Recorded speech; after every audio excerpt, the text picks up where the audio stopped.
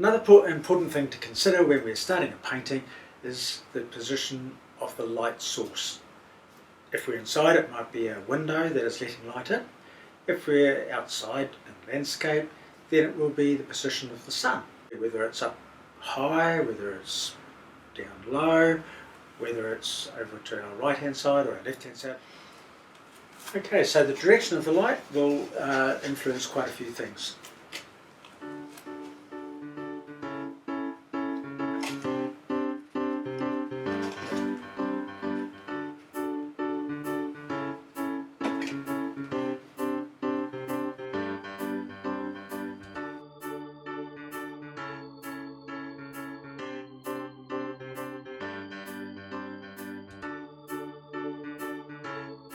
So, this represents a tree, and the sun is in a high position, so it's casting a shadow directly under the tree.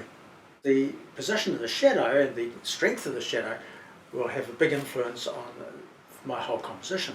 Let me show you. Without these shadows, the painting would be entirely different. I'm relying on these shadows as part of the composition. So this tree here has cast a very long shadow. It's early morning. In this case, the sun being high, the light values are going to be on top of the tree.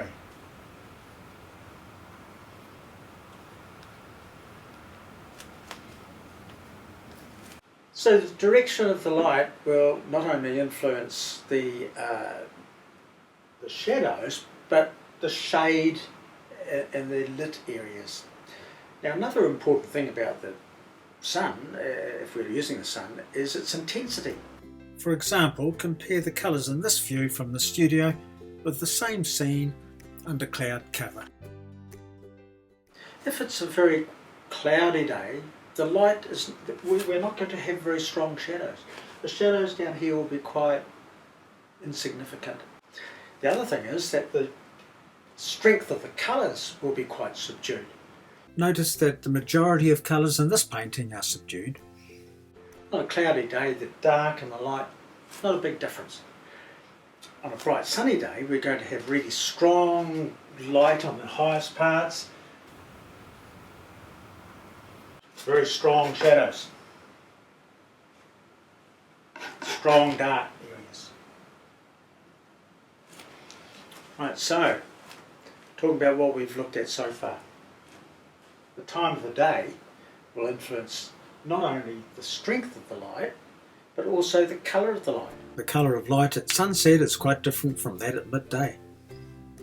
In a bright sunlit day at midday, the pale colours that we use will be particularly pale. If it's a morning or evening, then the colours will be quite different too. Here we have a milking shed in early morning. What might be quite strong white colours will become more orange, yellow. Colour at the end of the day has an orange bias. Right, we're going to move our sun around a little bit so it's not directly overhead now. So this is going to be our sun up here, right over the side, shining on this. Well, I've already got quite a lot of light on that side, so I'll darken this part. Of course, down the trunk, that'll be quite dark on this side. Oops, that didn't look very dark.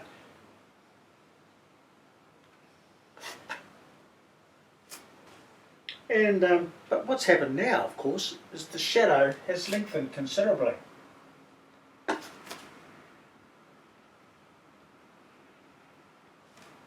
Short on this side,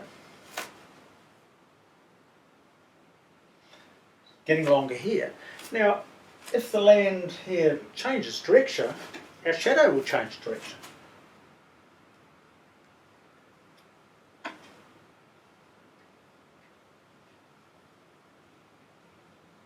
And of course get a little softer as it gets to the edge. Shadows then can give us an indication of the form of the land.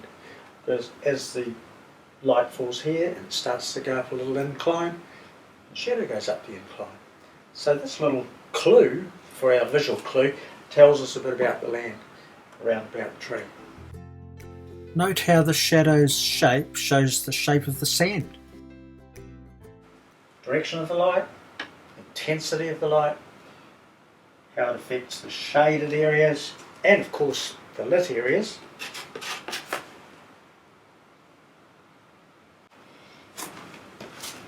It affects the length of the shadows. Now, I've talked about the light being out to the left here, partially behind the tree. Okay, so the shadow will come out this direction.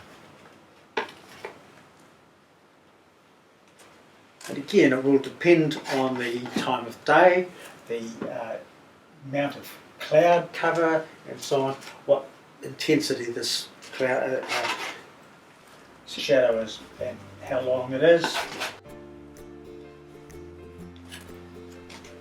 To summarise, early in our planning we should consider firstly the type and position of light source or sources. Secondly, the strength and colour bias of the light. Here the early morning light in Cape Tribulation gives us silhouettes. The subdued colours of early morning or the brilliant colours of a sunny afternoon in France. These factors influence firstly our choice of colours, the position and degree of contrasts in lit and shaded areas, and the length, strength and direction of shadows. These are all very important considerations when we start painting. If you have trouble finding these lessons on the YouTube, go to my website and that will actually direct you to the places where I have my lessons. This is the 5th in this series.